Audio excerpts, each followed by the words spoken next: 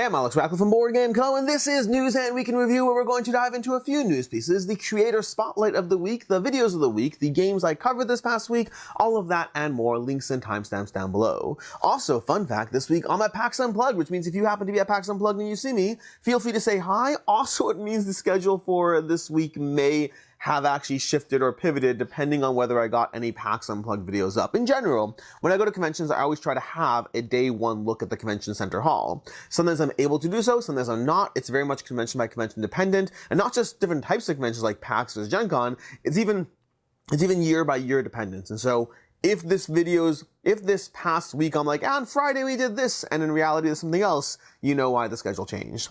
Anyways, let's go ahead and start this off, starting off with the news. We only have two small news pieces this week. Again, it is in that Black Friday / post-holiday shopping heading into Christmas season, which means things will slow down across the board. That's also why I do the top 100 around this time, because it's a good way to fill in the gaps of all the other things that are currently no longer happening. But in the meantime, let's start off with the news. We have Play to Z and Shut Up and Sit Down announcing a strategic partnership. The short version of this, if you're familiar with Dice Tower, Dice Tower's, oh my gosh, what do they call it? The Essential games, the Dice Tower Essentials. If you're familiar with the Dice Tower Essentials line that they partner with Arcane Wonders on, this seems to be a very similar partnership in which Play to Z is going to be working with Shut Up and Sit Down to bring you a line of Shut Up and Sit Down Presents, a line of games that Shut Up and Sit Down highly recommends as essential games, etc., etc. That's basically the idea of the Play to Z Shut Up and Sit Down collaboration. So it's a good idea in general. Taking an established content creator with a large audience, picking specific games that they feel these are the must games for everyone to own, and then basically producing those games. They're going to be starting off with Animal Rescue Team, which I don't know, it's a new game coming up, a brand new design from the king of co-op himself, from Matt Leacock, and it's going to be continuing with one I am very familiar with, a big fan of, Dogs of War. Dogs of War is going to be coming from Palomari. It's going to be coming with a re-implementation, new art, new packaging, new lower price, all those fun things. So I'm very interested in that one because Dogs of War for me is one that is a game that I have loved. It's been in my top 100 in the past. Speaking of top 100, it is one that did eventually leave because I have found that as much as I can get great experiences from it, I can also get experiences that are not as good. It's not a consistently good experience kind of game, and I do find that games like that do tend to leave. Anyways, in the meantime, that's not in the meantime. That's basically it. Play to Z and Shut Up, Sit Down, press release, all that. That's what we got going on there. In other news over here, we have the Honeycomb Club. If you're a follower of Board Game Buzz, she started a new thing called the Honeycomb Club, which is pairing up a book and a game each month. Ideally, that shares some degree of theme or something about them. This week's pick, or this month's pick, is going to be The Merchants of the Dark Road and The Bear and the Nightingale. The Bear and the Nightingale. I've already played Merchants of the Dark Road, and now I need to see if I have the time or bandwidth to pick up The Bear and the Nightingale. I say time and bandwidth because I have so many books I'm trying to read right now, although I did just finish The Martian again for the third time, because yes, The Martian is that good, and yes, on Black Friday, I did buy Project Hail Mary because I've only read that once and I need to own that so I can read it multiple times. The question is, will something like The Bear and the Nightingale fit into my schedule when I'm still trying to finish all these other books? I do read, less so than playing board games, but reading maybe, I maybe read one book a month right now, but there was a time I read a lot more. Now I read rule books a lot more. That's all we have for the news pieces, two content creator related news. From there, we're going to move to our creator spotlight. Our creator spotlight this week is going to be Andrew Bosley. You are probably familiar with Andrew Bosley, if not his name, then his work. He's been featured in games like Tapestry and Citadels and Everdell. Everdell probably being one of the most famous, but then many other games, Flock Together, Tower of Babel, more recent ones. But Andrew Bosley is an artist for many games. Again, Everdell's probably the one that brought him the claim to fame and whatnot. I believe he did Mission Red Planet, if I'm not mistaken, the re-implementation of it. But he's done a ton of games. A ton of games in general, and in general, he's a fantastic human being, which is part of why he's being featured here. I have always loved his art, make no mistake, but around 2 years ago at Dice Tower West, they had Andrew Bosley there, and I was like, okay, I don't care. I like his art. I don't know him from Jack. What do I care? But then I met him, and he turns out to be a delightful human being, and so I'm very honored to call him a friend, and I think he's a fantastic individual on a personal level, but then more importantly, his art, well, not more importantly, it is more important that he's a fantastic individual on a personal level. But to those who don't get that opportunity to connect with him, I would say more relevantly to many of you, his art is fantastic and is a staple in many games. I think that if you're trying to pick the artists in the board game space who have the most distinguished degree of name recognition. There's probably like 5 or 6 who are that degree of like, if you think of it, pause this video after this question, how many artists can you name that you think, not just can you name them, but how many board game artists can you name that are commonly associated with a lot of games? I think you could probably get to like maybe 5 if you're like, 5 is probably reasonable. Getting to 10 would be an achievement already, but pause this video and let me know down below. Go ahead and type your answer as far as how many artists you can think of that are associated with multiple games. And then I'm going to give you my answer. So pause, continue. My answers would be Andrew Bosley, The Micho, what's it called? Oh my gosh, the Ian O'Toole, Clemens Franz, a little more old school, but he did all the Agricolas, Cavernas, all that stuff. Clemens Franz, Ian O'Toole, Vincent Dutrait would be 5. Can I name another board game artist that I think of as familiar? Beth Sobel 6. Who else? Like, there are more. I guarantee you there are more. But I was able to get to 6 right now as far as when I think of board game artists who are associated with multiple games. I got to 6 in my little crash course quiz over here. But either way, that's Andrew Bosley. Definitely recommend checking out his work, his games. I believe he has his own games coming out as well with obviously his art. Well, I shouldn't say obviously his art, but with his art. Keep your eyes tuned for those as well. And from there, let's go ahead and dive into the schedule of the week. Or let's go ahead and pause this over here. The weekend review. The weekend review, starting off with the videos of this week, we had on Sunday, we had Where Are They Now? Taking a look at last year, November, as well as 5 years ago, November, just taking a look at the games we covered and seeing how well games have held up over time. In general, I think it was a pretty good month. Very few games that the category I try to be avoiding as much as possible is games that entered my collection, but then left later, and very few enter that category. Most were games that I chose not to pick up at the time, or games that are still here, which I appreciate. Then from there, we had upcoming campaigns on Monday. So Monday, we took a look at the upcoming campaigns for December, of which we had 4 campaigns. There were not a lot. There was Enormity, there was that Viking game that I forget the name already, there was Cthulhu Death May Die, there was Tales of the Arabian Night from Play to Z that we just talked about. So only 4 campaigns I covered. There will be more, but only 4 were like games that I knew about that were announced for December. I assume there'll be more. There's always some more, but it definitely can be a bit of a dead month. Then from there, we had on Tuesday. On Tuesday, we had a conversation around Powerboats versus Joyride. This is a little bit of a drama hot topic in the board game space this past week, where the creators of Joyride, Rebellion Unplugged, were effectively accused of stealing the design for Powerboats without accrediting the author, without working with the author, after having started to work with the author. It is a very long, very nuanced conversation, so you can either read the 27 pages on Board Game Geek, you can watch that video.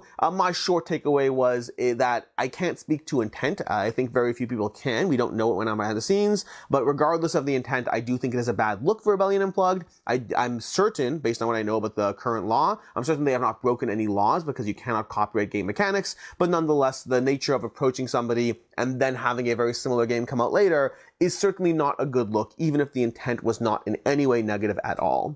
But again, it's a much more nuanced than that, a lot more to go into. Watch that video or read 27 pages on Board Game Geek, you can choose. Later on, we had a video of, then on Wednesday, we had 2 back or not to back. This was supposed to be on Monday, but I rearranged some things. So Wednesday had 2 back or not to back. I say had, and I say that hopefully because hopefully I got it done in time. I have not filmed it yet as of filming this, but we'll see if Wednesday got that up and running. This is being filmed. Usually I film the weekend reviews on Thursday or Friday. This is being filmed a little early because of the fact that I am going to PAX Unplugged and I need to get all my things done in time. So it is a little faster as far as that goes. Then later this week, we had, on Friday, we had our month in review, just going over the month in review in general. As usual, the highlights of the month. My stats, well, actually I didn't really have stats this month. You can watch the video to find out why. But I had the best games, disappointments, crowdfunding highlights, all of that and more. And then, of course, we had random questions coming back, this time focusing on campaign games. The random question series is a series that I started a while ago, and then it kind of went on break for 3-4 months. It is coming back. I think it's going to stick around. It might miss a month here and there, but I think it is going to stick around. I like doing it. But it's basically me asking you to participate and answer these questions so we can get a general sense of what questions and answers and how we all address them. In this case, it's focused around campaign games. So a bunch of questions around the campaign games. You have them. Have you completed them? Do you keep getting more? All of that in case you want to know not just what you do, because you can answer that pretty quickly, but what others around you are doing, or at least others in this audience, which might not be the best sample size. Anyways, that is what we have for the videos of the week, which brings us to the games I covered. The games I covered this past week, we have a bunch over here. We have Saturday had a review for Neom. Neom was not a game I was overly impressed by. I heard good things about it, which is why I tried it. I heard it compared to Seven Wonders, but ultimately it kind of fell flat for me. I just didn't enjoy the experience nearly enough. We had a Stalker unboxing on Saturday as well. This is obviously not a gameplay review or all that, but I have played Stalker. I've really enjoyed it. I am excited to dive into Stalker, although there is the problem because on Tuesday, we had an Arydia, the Past We Dare Tread unboxing. The problem here, as much as I want to play Stalker, Arydia is immediately joining the lineup of games that I want to play. Arydia is a game I've been eagerly anticipating, so it's being added to Agamonia, Teneris, and Primal as far as the campaign games that I'm in the middle of. Arydia, Teneris, Primal, and Agamonia. Arydia, Agamonia, Teneris, and Primal. Those are the 4 campaign games I'm actively in the middle of.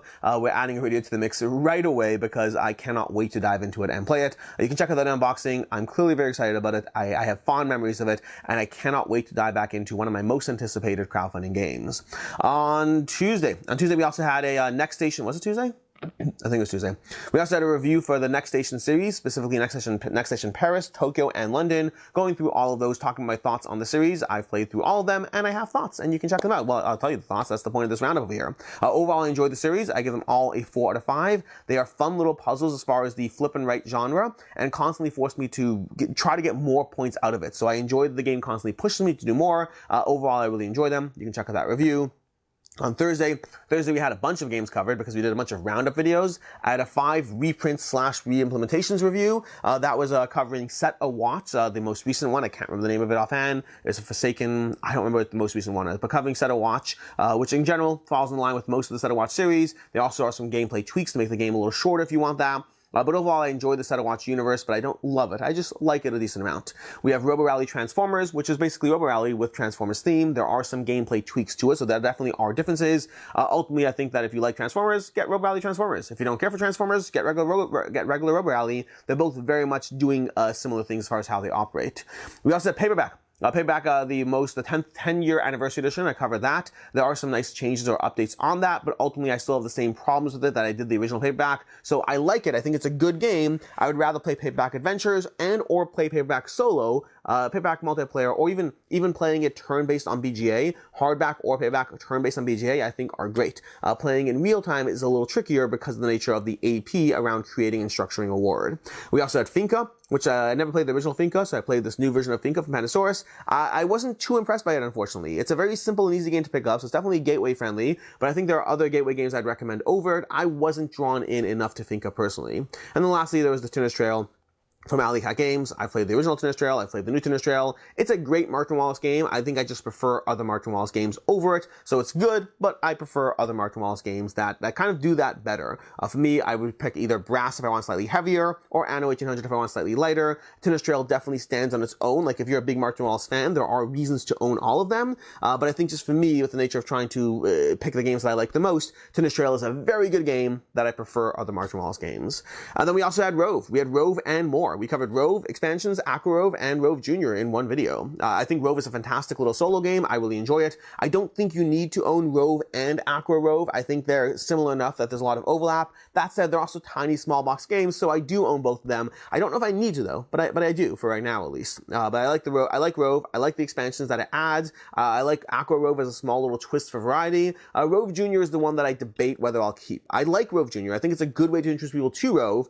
You know, my kids personally, while my kids do play some solo games, they are attracted to different kinds of solo games, and Rove hasn't been one that seems to be the kind that they're attracted to right now. So for me, Rove Jr. is like kind of completing the set. So I might not keep that one, but ultimately I think it's a good introduction, just my kids prefer different kinds of solo games. That's what we have for there, which brings us to, that was Rove. Lastly, we had 3 more games. We had Chronicles of Light, Spotlight, and Gardlings. Did a review of all those games, so let's go through all of them. We have Chronicles of Light, which is the Disney edition or whatnot, but effectively, my daughter and I played through that.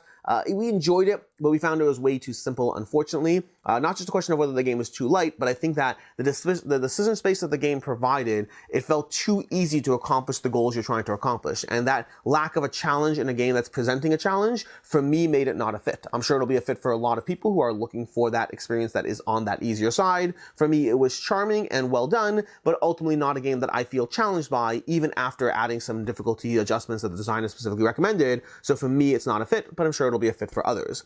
Then there's Spotlight. Spotlight, I think, is very charming. There's also, it's very interesting. Spotlight's more of a kind of searcher. It's like a little Where's Waldo in a board game. It's definitely a gimmick. I do not anticipate it being a forever game, but my kids like it for right now, and so as long as they like it, it'll stick around. And then lastly, there's Gardlings. Gardlings is a very charming gateway game. I think it's just kind of, ultimately it's bag building, that's all it is. And I have complaints as to why I don't think it's a great game, but it is very charming and very accessible. It's a game that I can play with my kids, they enjoy it, and then I enjoy it as well. So it's definitely leaning to that family-friendly aspect. I would never play it with adults.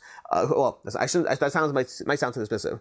I would play it with adults as a gateway game. I wouldn't play it with adults in my game group, but it would be a good gateway game or a good kids game, and I do enjoy it when I play it. So ultimately, Gardlings gets solid marks on that front. In general, my criteria for gateway or kids games is ideally I want to enjoy the experience. It doesn't have to be an experience that I would personally pick out and play with my game group, but if I'm in that experience, I want to be having fun and not feeling like it's a chore. And I think there's so many great games that will do that. They might be different for every person, that if you find a kids game or a gateway game, you can probably find one that works for you as well. Anyways, those are the games we covered this week. A lot of games, because again, we have all those roundups over there. Which brings us to today. Today we have a few things. We're going to have a review for That's Not a Hat, as well as the That's Not a Hat Pop Culture Edition. It's in the same video. And then we'll have a review for Harvest going up as well. Next week we'll have a bunch of things going up. We'll have the games leaving the collection, the games being added to the collection, and then, if the schedule stays as planned, we will be starting the top 100 games of all time towards the end of next week. And it'll be 10 days in a row of top 100, 90 to 1, no, whatever it is, 100 to 91, 90 to 81, going through 10 days straight of the top 100 if I can make sure to actually properly do it. But that is the game plan, at least as of right now. In any case, and until next time, I'm Alex Radcliffe from Board Game Co. I hope you enjoyed this video, and as always, I hope you have a good one. I know I just finished the video, but I forgot. The games on the couch. The games on the couch. Usually I do 4 of these. This week I'm only doing 2 for a very specific reason. We have Isle of Cats Duel, which I only just found out this was announced over here. But Isle of Cats Duel, a 2-player version of Isle of Cats. I hope to be bringing this with me to PAX Unplugged and hoping to get in a game of it while there. I figure I can afford to bring one travel game with me. And then this is certainly not a travel game, but it's the only other game that I specifically plan on getting to this week, which is Arydia, the Paths We Dare Tread. It's a big, heavy box over here, and I probably shouldn't have done that. My back's acting up this week. But Arydia, the Paths We Dare Tread, I am bringing the rule books with me to PAX Unplugged. I was hoping to dive into this past weekend. I wasn't able to. The rule books are coming with me to PAX Unplugged, and I hope to be coming back after PAX Unplugged and diving straight into this as my main feature for the entire next week, if things go well. I might try to get a game of Primal in as well. Still in the middle of finishing up that second campaign, but past that, these are the main games I hope to be tabling this week. In any case, and for the second time, I'm Alex Radcliffe from Board Game Co. I hope you have an excellent week. If you're at PAX Unplugged, enjoy it, and as always, I hope you have a good one.